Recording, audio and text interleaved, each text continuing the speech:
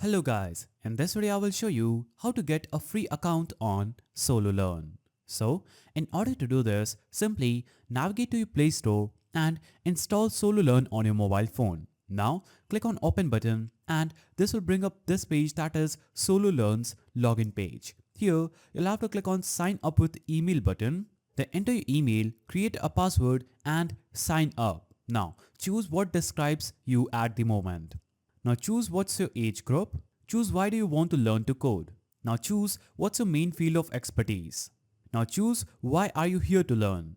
After this, click on see all courses or you can just click on take course.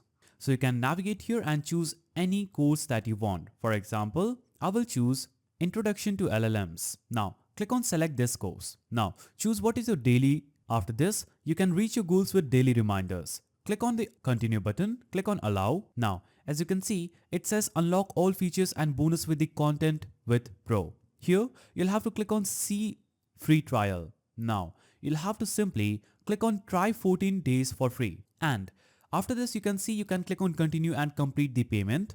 But if you want to skip this step, you'll have to click on this cross icon at the top left corner of the screen. And you'd successfully get your free account on Sololearn. Click on accept here, click on accept again, and as you can see, you have successfully created your free account for Sololearn. Now you can navigate to the notification option at the top, see your activity, messages, go back, click on three-line icon, see that you can upgrade to Sololearn Pro.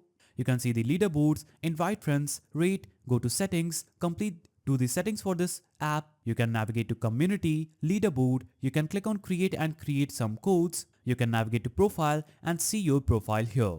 So that is how you get free account on Sololearn.